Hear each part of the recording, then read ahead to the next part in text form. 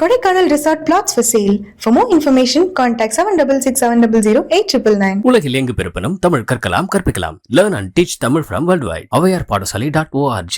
DGP அலுவலகம்னா என்னங்க, தமிழ்நாட்டுக்கே தலைமை அலுவலகம் காவல்துறைக்கு. அங்கே போய் இப்படி நடக்கும்னு யாராவது நினச்சி பார்க்க முடியுமா?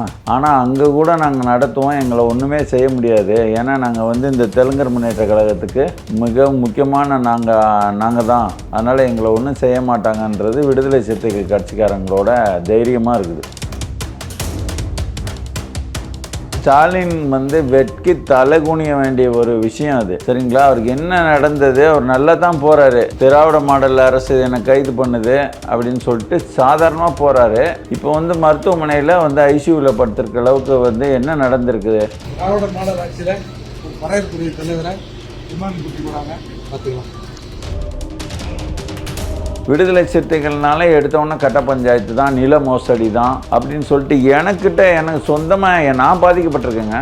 விடுதலை சிறுத்தைகள் கட்சியை சார்ந்தவர் ஒருத்தர் நிலம் டூப்ளிகேட் டாக்குமெண்ட்டை கொடுத்து ஏமாற்றிட்டார். என் பார்வையில் பார்த்தீங்கன்னா பறையர்குடி முதல்ல இருந்ததை விட சமூகம் மேலெழுந்து வந்திருக்குதான்னா வரவே கிடையாதுங்க. அதாவது என்ன ரொம்ப ஒரு மோசமானது என்ன தெரியுமா? 14 விழுக்காடு அந்த மக்கள் இருக்கிறாங்க. அந்த 14 விழுக்காட்டுக்கான எத்தனை மந்திரிகள் இருக்கிறாங்க? வெறும் 5 விழுக்காடு இருக்கிற 5.9 விழுக்காடு இருக்கிற தெலுங்கர்கள் நாட்டவே ஆண்டுகிட்டு இருக்கான். இப்போ தமிழ் தேசியவாதிகள் கொதிக்கிறோம், அந்த பறையர் குடியெல்லாம் மேலே எப்படா கொண்டு வர்றதுன்னு. அப்படி கொண்டு வர்றவர்களை விரோதியா இவர் ஏங்க எப்படி பார்க்குறாரு? அந்த மக்களுக்காக துடிக்கிறவர் தானே ஏற்பாட்டு மூர்த்தி.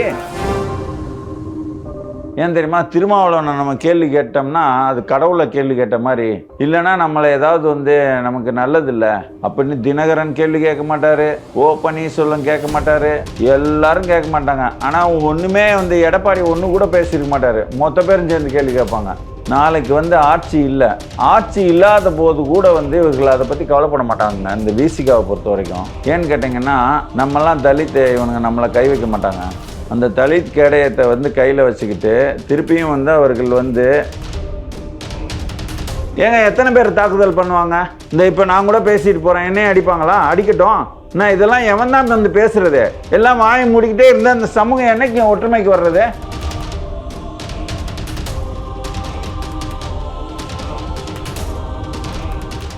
தமிழ் நெஞ்சங்களுக்கு வணக்கம். கடந்த சனிக்கிழமையன்று புரட்சி தமிழகத்தின் தலைவரும் பறையர் பிரிவை சார்ந்த திரு ஏர்போர்ட் மூர்த்தி கொலைவெறி தாக்குதலுக்கு உள்ளாக்கப்பட்டு நேற்று அவர் கைதும் செய்யப்பட்டிருக்கிறார். உண்மையில் நடந்தது என்ன? அதை பற்றி விரிவாக பேசுவதற்காக நம்மிடையே இணைந்திருக்கிறார் தமிழர் முன்னேற்ற கழகத்தை சார்ந்த திரு அதியமான் அவர்கள். வணக்கம் சார். வணக்கம் சார்.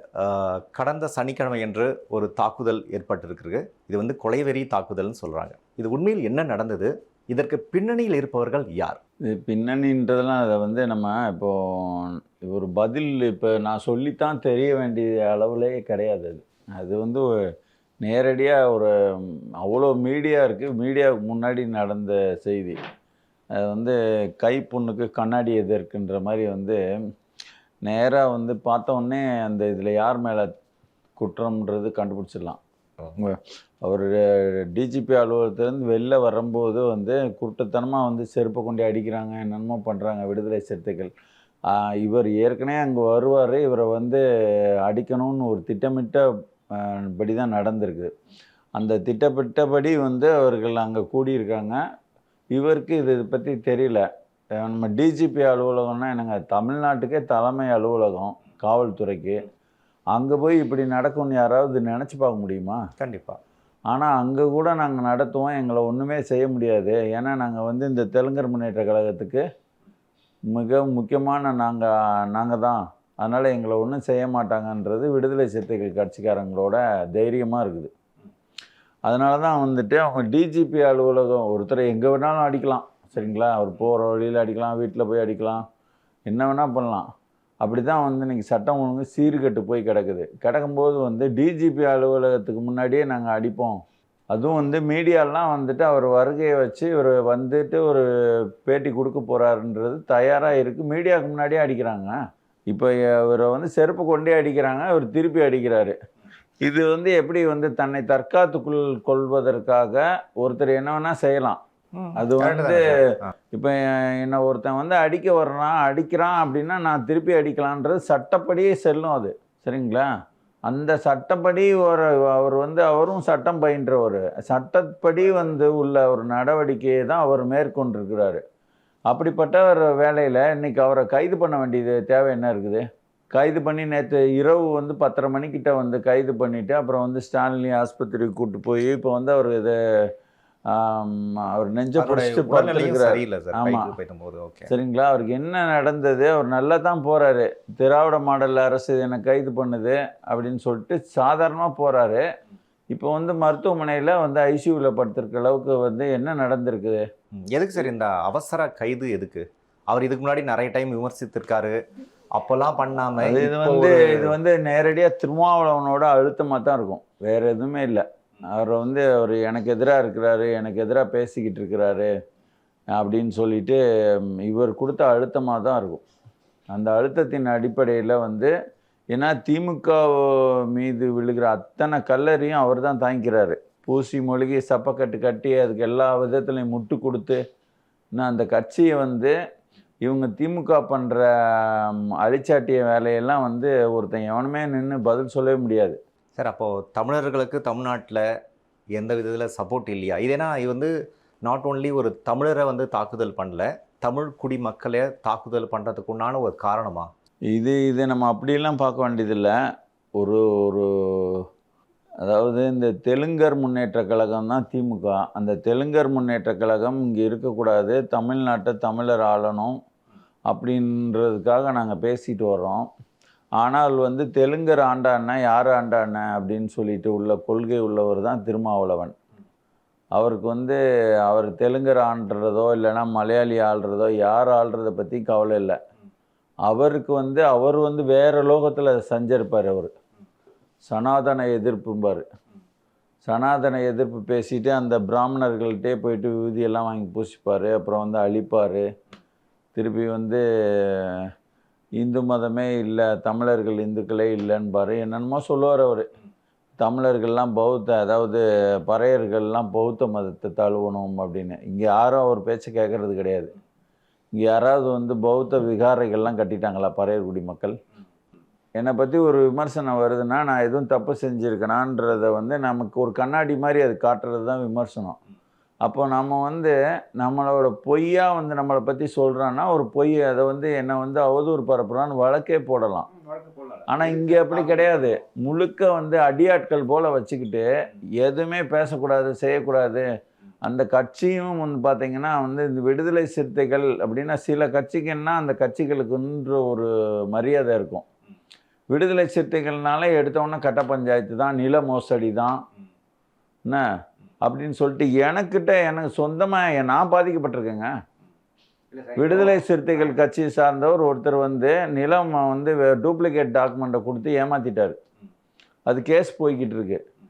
வேறு யாருமே சாட்சி வேணாம், எனக்கே வந்து ஒரு சம்பவம் நடந்திருக்கு. சரிங்களா? அப்போ வந்து பார்த்திங்கன்னா இதெல்லாம் நான் வெளியில் வந்து சொல்லிக்கிட்டு இருக்கிறது கிடையாது. இப்போ இவர்களால் அடுத்து வந்து ரேவதி நாகராஜன் அந்த பறையர்குடியை சேர்ந்தவங்க அவங்க பாதிக்கப்பட்டிருக்கிறாங்க. இதே மாதிரி திருவள்ளூரில் அவங்க ஒரு லேண்டை வந்து ஏமாற்றிட்டாங்கன்னு சொல்லிட்டு. சரிங்களா? இப்போ இந்த கட்சியை வந்து ஒரு இவ்வளோ பெரிய ஒரு அமைப்பு ஒரு இவ்வளோ பெரிய ஒரு கூட்டத்தை வச்சுக்கிட்டு அந்த கூட்டத்தில் இருக்கவங்களுக்கு நல்லா படிங்க, என்ன படிப்பு தான் முக்கியம் அப்படின்னு சொல்லிட்டு இப்போ நீட்டு தேர்வா விசிகா அதாவது வந்து விசிகா படிப்பகம் இல்லை அம்பேத்கர் படிப்பகம் ஏதோ ஒன்று உங்கள் பேரை உங்களுக்கு விருப்பப்பட்ட பேரை வச்சுங்க, படிச்சுக்கிட்டு அங்கே வந்து இந்த இப்போ ஒன்றும் இல்லை சைதை துரைசாமி இருக்கிறாரு. அவர் எத்தனை பேரை வந்து ஐஏஎஸ் ஐபிஎஸ் பல தேர்வுகளுக்கு அனுப்பி வைக்கிறாரு. அது மாதிரி விசிகான்ற ஒரு கட்சி வந்து அந்த பறையர்குடி மக்களுக்கு மட்டுமே செய்யட்டுமே. ஏன்னு கேட்டிங்கன்னா அந்த மக்களை படிப்பு ஒன்று. அடுத்து ரெண்டாவது வந்து சென்னையில் 200 தொகுதி இருக்குது. என்ன அந்த சென்னையில் நகர்மன்ற உறுப்பினர்கள் 200 பேர் இருக்காங்கன்னா இதில் 100 பேர் நம்ம ஆளுங்க தான் வரணும். அதுவும் இந்த நம்ம ஆளுங்கன்னா நீ அதிமுக திமுகவில் வந்து அவன் வந்து பொது ஆள் மாதிரி ஆகிடுது. விடுதலை சிறுத்தைகள் கட்சிக்காரங்களே வந்துட்டாங்கன்னா அது பறையர்குடி சார்ந்தவனே வர்ற மாதிரி, இல்லைன்னா இவங்களோட அந்த ஐடியாலஜியை ஏற்றுக்கிட்டவங்க வர்ற மாதிரி அப்படி கூட வச்சுக்கோங்க. அப்படி வந்து எத்தனை பேர் இவங்க உருவாக்கி இருக்கிறாங்க? ஏன்னா ஒரு வாக்களித்து நீங்கள் வந்து ஒரு ஒரு நகர்மன்ற இப்போ கூட நான் ஒரு பேசிக்கிட்டு வந்தேன். ஒரு பொண்ணு என்கிட்ட சொன்னாங்க, நாங்கள் வந்து திமுகவை எனக்கு பிடிக்காது, ஆனால் வந்து அந்த அந்த நான் இருக்கிற பகுதியில் அந்த திமுககாரர் வந்து நல்லா வேலை செய்வார், எதுனா என்ன ஒரு வேலைனாலும் டக்கு டக்குன்னு செஞ்சு கொடுத்துருவாரு, கட்சி பிடிக்கலனாலும் நான் அந்த நபர் பிடிச்சதுனால நான் வந்து வாக்களிக்கிறேன் அவருக்கு அப்படின்னு சொல்லிச்சு.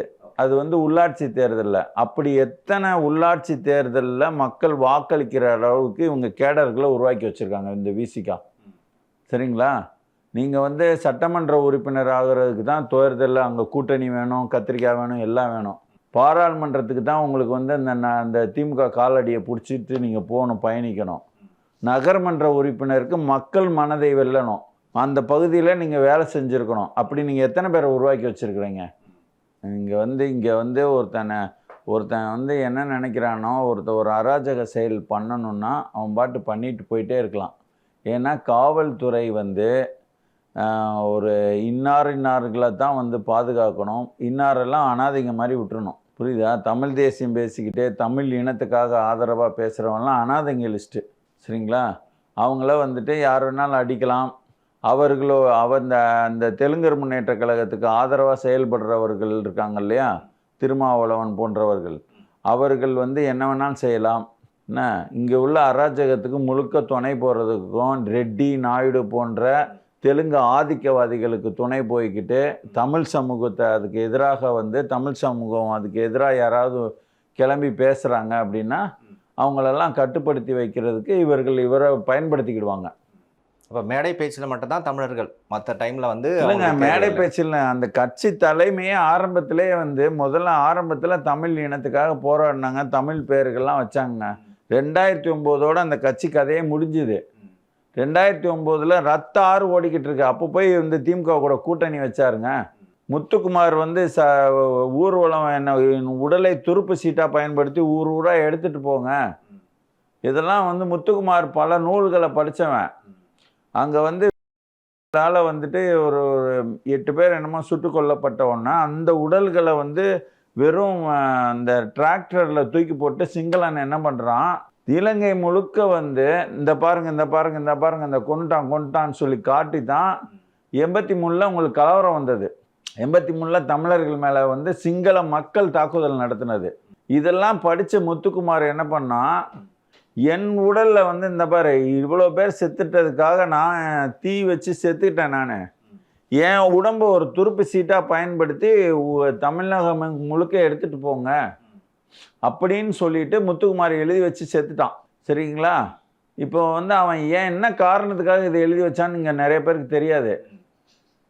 இலங்கையில் இப்படி ஒன்று பண்ணி அவங்க பெரிய கலவரத்தை உண்டு பண்ணிட்டாங்க. இந்த என் உடலை துருப்பு சீட்டாக பயன்படுத்தி இந்த மக்கள் கலவரம் வேண்டாம், ஒரு விழிப்புணர்வு பிறக்கட்டும் அப்படின்னு நினச்சி அவன் வந்து இப்போ 2 பக்கத்தில் எழுதி வச்சுட்டாங்க. அப்படி எழுதி வச்சு 1 லட்சம் பேர் திரண்டுட்டாங்க. அந்த மூலையில் நின்றுக்கிட்டு இப்படி போகக்கூடாது ஊர்வலம், கருணாநிதி விருப்பப்படி வந்து சந்து புந்தா போட்டுன்னு சொல்லிட்டு அவர் அனுப்பி விட்டாருங்க. சரிங்களா? நீங்கள் அந்த மாதிரி ஒரு இப்போ வந்து நம்ம வழக்கறிஞர்கள்லாம் நீதிமன்றத்தில் பிடிச்சி அடித்து நொறுக்கி மண்டகண்டையும் பேத்து விட்டார் கருணாநிதி. சரிங்களா? அதுக்கு எதிர்ப்பு என்ன எதிர்ப்பு தெரிவித்தாங்க? அதாவது அந்த கட்சி வந்து உண்மையிலே வந்து பறையர்குடி மக்களுக்காக நிறைய வேலைகள் பண்ணியிருக்காங்க, பண்ணலைன்னு சொல்லலை. ஆனால் வந்து அந்த பறையர்குடி மக்களுக்கு என்ன பண்ணுறாங்க, எங்கேயாவது சேரியில் ஏதாவது வந்துட்டு பிரச்சனை, ஒரு ஒரு ஒரு ஒரு ஆக்கிரமிப்பு வந்து ஒரு மக்கள் இருக்கிறாங்க, அந்த இடத்துல போய் ஜேசிபி கொண்டு போயிட்டு ஆக்கிரமிப்பு போய் எடுக்க போகிறாங்க அரசு. அந்த நேரம் வந்து இவங்க வந்து காப்பாற்றி விடுவாங்க. அது பின்னாடி வந்து அது வந்து நிரந்தரமாக வந்து எடுத்துட்டாங்களான்றது கிடையாது. எனக்கு தெரிஞ்ச அரும்பாக்கத்தில் வந்து அப்படி ஒன்று காப்பாற்றி விட்டாங்க. ஆனால் இப்போ போய் பார்த்தீங்கன்னா அங்கே ஒரு பெரிய பெரிய கட்டடம் வரப்போகுது. இல்லை அதை காணோம். உண்மையிலே வந்து காப்பாற்றி விட்டா மட்டும் பாராது, பின்னாடி வந்து அதை நிரந்தரப்படுத்தணும்ல. புரியுதுங்களா உங்களுக்கு? அப்போது நிரந்தரப்படுத்தாமல் இப்போ வந்து கண்ணகி நகரில் கொண்டு போய் எல்லா மக்களையும் தூக்கி கொண்டு போட்டாங்க. அங்கே ஒரு மின்சாரம் தாக்கி ஒருத்தர் இறந்து போயிட்டார். இப்போது பார்த்தீங்களா என்ன? அப்போ பார்த்துட்டிங்கன்னா உண்மையிலே வந்து என் பார்வையில் வந்து பார்த்தீங்கன்னா பறையர்குடி வந்துட்டு முதல்ல இருந்ததை விட வந்து சமூகம் மேலெழுந்து வந்திருக்குதான்னா வரவே கிடையாதுங்க. ஏன்னா நான் பார்க்க வந்து பாவம் எங்கன்னா வீட்டு இந்த ஒரு ஒரு பெரும் தொழில் அதிபர்களாக மாறல பறையர்குடி சார்ந்தவங்க. சின்ன சின்ன சமூகமெல்லாம் வந்து தொழில் அதிபர்களாக இருக்குங்க. தெலுங்கு, வைசியா, செட்டி அவங்களோட தாங்க கரூர் வைசியா பேங்கு. சரிங்களா? அந்த கரூர் வைசியா பேங்கு எவ்வளோ பெருசாக இருக்குது. அது மாதிரி வந்து ஒரு பறையர்குடியை சார்ந்த ஒருத்தரோட ஒரு பெரிய வந்து ஒரு நிறுவனங்கள் எத்தனை இருக்குங்க. இவர் நினச்சிருந்தால் இவர் வந்து இந்த தேவையில்லாத இந்து மத எதிர்ப்பு, புத்த மதத்தை வளர்க்குறது, இந்த அடுத்து வந்து கிறிஸ்டின் ஆதரவு, முஸ்லீம் ஆதரவு, இதெல்லாம் தூக்கி தூர போட்டு விட்டுட்டு இந்த மக்களோட முன்னேற்றம் நம்ம இந்த மக்கள் வந்து தலைவனாக நம்மளை ஏற்றுக்கிட்டாங்க. இந்த மக்கள் வந்து எல்லாம் படிப்பறிவு எல்லாமே வந்து சரியான டிகிரி வாங்கியிருக்கணும். எல்லாமே வந்து ஒரு ஹையர் எஜுகேஷன். நம்ம மக்கள் பறையர்குடி மொத்த பேருமே வந்துட்டு வெறும் பிஏ எல்லாம் பத்தாது, எம்எஸ்சி, பிஎஸ்சி அப்படின்னு சொல்லிட்டு அப்படியே வந்து இன்ஜினியர் இல்லைன்னா வந்து அடுத்து பிஇ படிச்சுட்டா கூட எம்இ, இப்படி இந்த லெவலில் நம்ம படிச்சிருக்கோம்டா. நம்ம மக்கள் படிச்சுட்டா மட்டும் போதும், அடுத்த வேலையை அவன் பார்த்துக்கிடுவான் அப்படின்னு ஒரு வெறித்தனமா. சரிங்களா? உங்களுக்கு சலுகையும் இருக்குது. கூடவே வந்துட்டு அந்த மக்கள் அந்த மக்கள் தொகையை வச்சுக்கிட்டு அந்த கிடைக்கிற நிதி ஆதாரங்களை கொண்டு என்ன செய்யலாம், நிறைய வந்து அவங்கள வந்து படிப்பில் முன்னேற்றிட்டா உடனே வேலை வாய்ப்பு. அதாவது என்ன ரொம்ப ஒரு மோசமானது என்ன தெரியுமா, 14 விழுக்காடு அந்த மக்கள் இருக்கிறாங்க. அந்த 14 விழுக்காட்டுக்கான எத்தனை மந்திரிகள் இருக்கிறாங்க? வெறும் 5 விழுக்காடு இருக்கிற 5.9 விழுக்காடு இருக்கிற தெலுங்கர்கள் நாட்டவே ஆண்டுகிட்டு இருக்கான். முக்கியமான பதவிகள்லாம் வாங்கி வச்சுட்டு இருக்கான். சரிங்களா? அதை பற்றிலாம் இவருக்கு கவலையே கிடையாது. இவருக்கு வந்து சுத்தமா அது கவலையே கிடையாது. 14% இருக்கிற பறையர்குடிக்கு எத்தனை சட்டமன்ற உறுப்பினர் இருக்கு, எத்தனை அமைச்சர்கள் தமிழ்நாட்டில் இருக்கிறாங்க அப்படின்றத பத்தி அவருக்கு கவலையே கிடையாது. சரிங்களா? இப்படிப்பட்ட கவலையெல்லாம் வச்சு இவர் வந்து ஒரு கட்சி நடத்தலங்கும் போது இவர் வந்து முழுக்க வேற ஏதோ இந்த மக்களையே வந்து தமிழ் இனத்துக்கு எதிராக இப்போ தமிழ் தேசியவாதிகள் கொதிக்கிறோம், அந்த பறையர்குடியெல்லாம் மேலே எப்படா கொண்டு வர்றதுன்னு. அப்படி கொண்டு வர்றவர்களை விரோதியா இவர் ஏங்க எப்படி பார்க்குறாரு? அந்த மக்களுக்காக துடிக்கிறவர் தானேங்க ஏர்போர்ட் மூர்த்தி.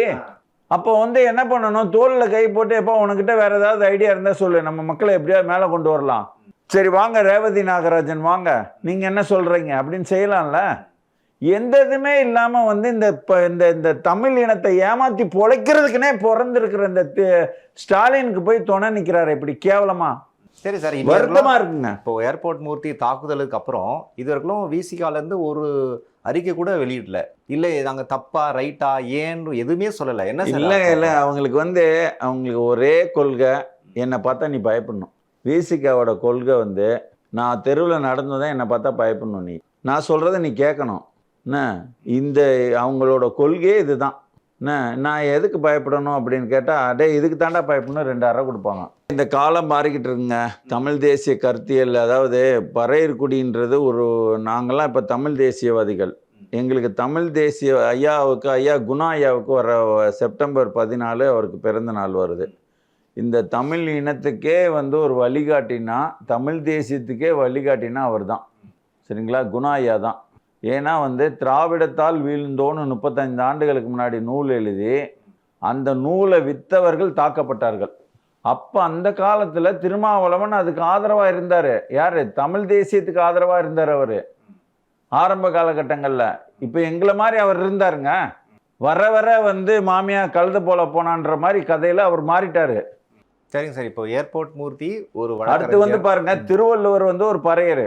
சரிங்களா? ஈஸ்வரன் நம்ம கும்பிட்ற சாமியே பறையர். என்ன இப்படி பெருமை வாய்ந்த இனமா தாழ்த்தப்பட்ட தலித்து அது இதுன்னு சொல்லி நீ பறையர் சொன்னாலே வந்துட்டு நான் பறையர்னு சொல்லக்கூடாதுன்ற அளவுக்கு கேவலமா. என்ன அப்போ பறையர்னு சொல்லக்கூடாது, ஆனால் இந்த தலித்துன்னு சொல்லணும். தலித்துன்னு சொன்னால் அந்த தெலுங்கு சாதிகள்லாம் உள்ளே வரலாம். ஏன்னா கூட்டாஞ்சோறு ஆக்கி சாப்பிடலாம். ஊடகத்துறையில இருக்கும் எல்லாருமே கேமரா வச்சிருக்காங்க, கவர் பண்றாங்க, தெரிஞ்சும் தைரியமா ஒரு கட்சி சார்ந்தவங்க இந்த இடத்துல நான் வந்து திமுகன்ற தெலுங்கர் முன்னேற்ற கழகத்தை கடந்து ஒரு சக தமிழ் கொடியை வந்து தாக்குனது விசிகா. இந்த விசிகாவை தான் நான் வன்மையா கண்டிக்கிறேன். நாம வந்து அவன் ஒரு தெலுங்கர் முன்னேற்ற கழகம் நமக்குள்ள பிரித்தாள்கிற சூழ்ச்சியை தான் பண்ணி அதை ஆட்சி நடத்த பார்க்கும். ஆனா நமக்கு தான் அறிவு வேணும். நம்ம அடிக்கிறமே யார் அடிக்கிறோம், எதுக்காக அடிக்கிறோம், புரியுதுங்களா? அப்போ இதனால வந்துட்டு இங்க என்ன தெரியுமா, ரெண்டு இது வந்து இந்த விசிகாவை பயங்கரமா வளர்த்துக்கிட்டு இருக்கு. அது என்னன்னு கேட்டிங்கன்னா, இந்த தலைவர்கள் ஒருத்தருமே கேள்வி கேட்க மாட்டாங்க. ஏன் தெரியுமா, திருமாவளவனை நம்ம கேள்வி கேட்டோம்னா அது கடவுளை கேள்வி கேட்ட மாதிரி, இல்லைன்னா நம்மளை ஏதாவது வந்து நமக்கு நல்லது இல்லை அப்படின்னு தினகரன் கேள்வி கேட்க மாட்டாரு, ஓ பன்னீர்செல்வம் கேட்க மாட்டாரு, எல்லாரும் கேட்க மாட்டாங்க. ஆனால் ஒன்றுமே வந்து எடப்பாடி ஒன்று கூட பேசியிருக்க மாட்டார். மொத்த பேரும் சேர்ந்து கேள்வி கேட்பாங்க.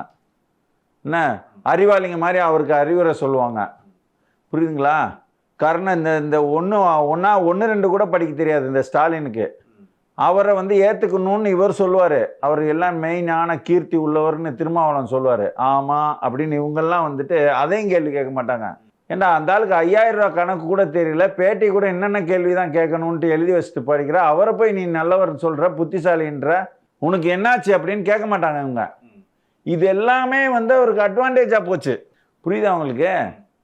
அப்போ ஒரு ஒரு ஒரு நல்ல சமூகத்தை கட்டமைக்கணுங்க நம்ம. சரி, இப்போ ஏர்போர்ட் மூர்த்தின்னு ஒரு நல்ல பேர் இருக்கு, வழக்கறிஞர், கட்சி சார்ந்தவர். அவர் இன்னமும் யூடியூபர் மூர்த்தினே சொல்லிட்டு இருந்தா அவர் என்ன சார், ஒரு சாதாரண பர்சனா சொல்லுங்க? எங்க நல்லதுக்கு காலம் இல்லைங்க. இங்கே வந்துட்டு எனக்கு தெரிஞ்சு வந்து நான் ஒரு இந்த சபையில் பெரும் குற்றம் சுமத்துறேன். திருமாவளவன் என்ன செய்தாலும் கேள்வி கேட்காத இந்த மங்குனி தலைவர்களை நான் கேள்வி கேட்குறேன். என்ன திருமாவளவனை நீங்கள் ஏன் கேள்வி கேட்க மாட்டேங்கிறீங்க? என்ன அவர் வந்து திமுக கூட தான் இருப்பார்னு தெரியும், ஆனால் அதிமுக கேள்வி கேட்காது.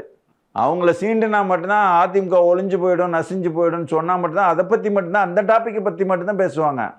இவங்க கட்ட பஞ்சாயத்து பண்ணிக்கிட்டு இருக்காங்க. தினம் ஒரு பேப்பரில் ஏதாவது ஒன்று செய்தி வருது, விசிகாக்காரர் இப்படி பண்ணிட்டாரு அப்படி பண்ணிட்டாரு, இல்லை ஒரு வாரத்துக்கு ஒரு தடையாக வருதுன்னு வச்சுங்க.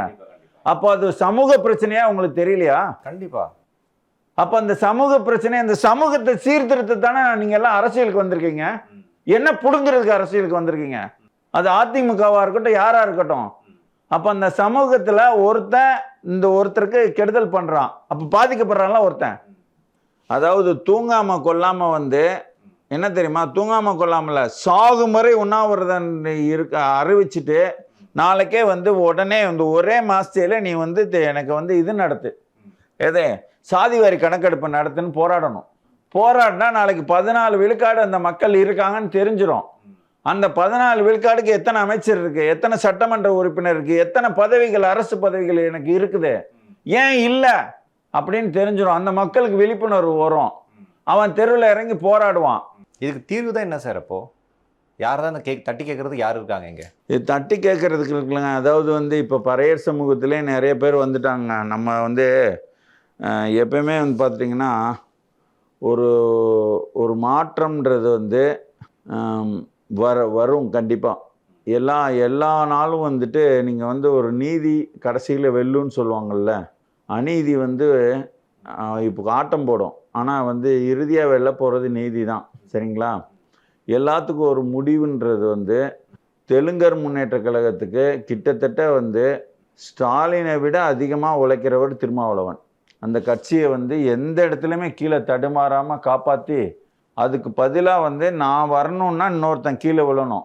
அந்த அதிமுக கீழே விழுகிறதுக்கு அந்த கட்சி அப்படி போயிடுச்சு இப்படி போயிடுச்சுன்னு அதை வந்து குறை சொல்லி அதை பண்ணி இதை பண்ணி இந்த கட்சிக்கு எல்லா இடத்துலையும் முட்டு கொடுத்து தெலுங்கர் முன்னேற்ற கழக தலைவர் போல திருமாவளவன் செயல்படுறாரு. அந்த தெலுங்கர் முன்னேற்ற கழகம் ஆட்சி இழந்துருது வரப்போகிற தேர்தலில், கண்டிப்பாக இழக்கும். நீங்கள் எடப்பாடிக்கு என்ன சோதனை கொடுத்தாலும் சரி, அவர் தான் அடுத்து முதல்வராக போகிறாரு, சரிங்களா? அப்போ வந்து இந்த ஆட்சி அதிகாரம் எல்லாமே வந்து இதுக்கெல்லாம் வச்சுக்கிட்டு தானே இவங்க வேலை பண்ணுறாங்க. நாளைக்கு வந்து ஆட்சி இல்லாத போது கூட வந்து இவர்கள் அதை பற்றி கவலைப்பட மாட்டாங்க இந்த விசிகாவை பொறுத்த வரைக்கும். ஏன்னு கேட்டிங்கன்னா, நம்மெல்லாம் தலித், இவனுங்க நம்மளை கை வைக்க மாட்டாங்க. அந்த தலித் கேடயத்தை வந்து கையில் வச்சுக்கிட்டு திருப்பியும் வந்து அவர்கள் வந்து சரி இனிமேல் நம்ம வந்து இப்படியெல்லாம் பண்ணக்கூடாது, பொது நீரோடையில் கலந்து மக்கள் மனதை வென்று நம்ம வந்து எல்லா இடத்துலையும் நம்ம வந்து நம்ம 14 விழுக்காடு எங்கெல்லாம் அடர்த்தியாக இருக்கிறோமோ அங்கெல்லாம் நம்ம தான்டா கவுன்சிலர் ஆயிடணும், நம்ம தான் சட்டமன்ற உறுப்பினர் ஆயிடணும். அடுத்து வந்து ஒரு பொது தொகுதியிலலாம் நம்ம ஆளுங்க அதிகமாக ஜெயிக்கணும். பொது தொகுதியில் எப்படி ஜெயிக்க முடியும்? அவர்கள் மற்ற சாதிக்காரனோட மனத்தையும் வெல்லணும்ல. ஆனால் அவனை எதிரியாகவே வச்சுருந்தா எப்படி வெல்ல முடியும்? பொது தொகுதியிலையும் வெல்லணும். ஒரு பறையர் வந்து ஒரு வன்னியர் இருக்கிற இடத்துல வெல்லணும், சரிங்களா? ஒரு வன்னியர் வந்து ஒரு பறையர் இருக்கிற இடத்துல அவருக்கு அஜெண்டா இருக்கணும். நான் வந்து பொது தொகுதியிலே நான் வந்து பறையர் மக்கள் அதிகமாக இருக்கிற இடத்துலையும் நான் வந்து வரணும் அப்படின்னு. அப்போ தானேங்க சமாதானம் சமத்துவம்லாம் பிறக்கும். ஒருத்தருக்கு ஒரு எதிரியாகவே இருந்துச்சுன்னா என்ன பிறக்கும்? தமிழ் இனத்துக்குள்ள ஒற்றுமையை மட்டும் பேசிக்கிட்டு இருந்தால் பத்தாது. அந்த ஒற்றுமைக்கு குண்டு வைக்கிறவங்கலாம் யாராருன்னு பார்த்தா அவங்களையும் சேர்த்து பேசணும். பொது சபையில் அவங்கள பற்றி நாங்கள் பேசவே மாட்டோம், ஆனால் ஒற்றுமை மட்டும் மலரணும்னா எங்க இருந்து மலரும்? பேசினாதான் தாக்குதல் பண்றாங்க. அப்ப என்னதான் முடியும்? ஏங்க எத்தனை பேர் தாக்குதல் பண்ணுவாங்க? இதெல்லாம் எவன் தான் வந்து பேசுறது? எல்லாம் வாயை மூடிக்கிட்டே இருந்தா அந்த சமூகம் என்னைக்கு ஒற்றுமைக்கு வர்றது? என்னைக்கு வர்றது? அது வரைக்கும் இங்க தெலுங்க கொடி கட்டி ஆண்டுகிட்டே இருக்கட்டுமா? ஆனா இந்த பொது தலைவர்களா இருக்கிறவங்க வெளியில மட்டும் அது ஒரு கட்ட பஞ்சாயத்து கட்சி அப்படின்னு சொல்லிட்டு நீங்க சைலண்டா வந்துட்டு நீங்க பாட்டுக்கு போயிடுவீங்க. ஆனா அவர் ஒரு சகோதரர் நினைச்சு ஏங்க இப்படி உங்க கட்சிக்காரங்க இப்படி எல்லாம் வந்து பண்ணிக்கிட்டு இருக்காங்க, இதெல்லாம் கொஞ்சம் மாற்ற மாட்டீங்களா? நம்மெல்லாம் ஒன்று தானே. இப்படி இப்படி தமிழ் சமூகத்துக்குள்ளே இப்படி பண்ணும்போது என்னங்க நடக்கும்? உங்களுக்கு கெட்ட பேர் தாங்க வரும் அப்படின்னு சொல்லிட்டு அவரை எடுத்து சொன்னால் அவர் கேட்க மாட்டார். அவர் வந்து சாதாரணமாக வந்து நான் அந்த கட்சியிலே இருந்திருக்கிறேன்.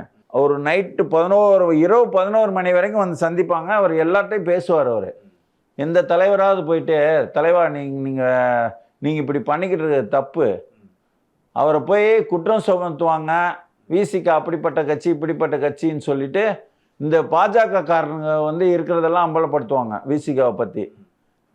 நான் சொல்கிறேன், நான் பாஜக இல்லாத மற்ற தலைவர்கள் யாராவது உட்காந்து நீங்கள் உங்கள் கட்சி வந்து இப்படியெல்லாம் முன்னேறதுக்கு வழி இருக்குது, 14 விழுக்காடு இருக்கிறீங்க, இந்த மக்களை இப்படியெல்லாம் படிப்பு வச்சு முன்னேற்ற முடியும், இத்தனை பேர் சட்டமன்ற உறுப்பினர் ஆக முடியும், சென்னையில் இத்தனை பேர் வந்து நீங்கள் கவுன்சிலர் ஆக முடியும், அதெல்லாம் உங்களுக்கு நோக்கம் இல்லையா? உங்கள் கட்சியோட நோக்கம்தான் என்ன?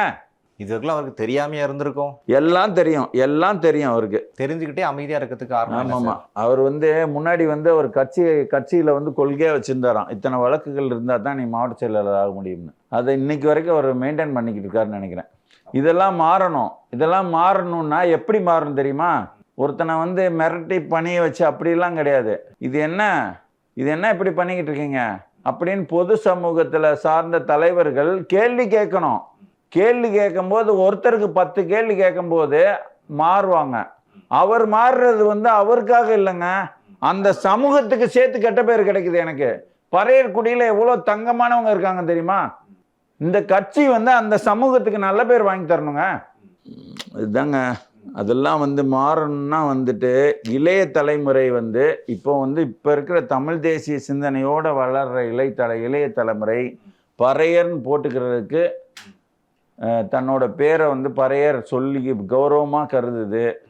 ஐயா குணா ஐயாவை வந்து நேசிக்கிறவர்களாகவும் இந்த உண்மையான வரலாறை தெரிந்தவர்களாகவும் இந்த தெலுங்கர் முன்னேற்ற கழகம் தமிழர்களை ஏமாத்திக்கிட்டு இருக்குது. தெலுங்கர் முன்னேற்ற கழகத்துக்கு போய் நம்ம துணைக்கு ஒரு காலமும் போகக்கூடாதுன்ற எண்ணம் கொண்டவர்களாகவும் வந்துட்டு இருக்காங்க. இதெல்லாம் அவர் புரிஞ்சுக்கிட்டு இவரே மாறிக்கிட முடியும். இவர் வந்து மாறாம வந்து இந்த சமூகம் வந்து சமூகத்திலிருந்து குரல் அதிகமாக எழும்பும் போது தான் இவர் மாறுவார். ரொம்ப நன்றி சார். நன்றி.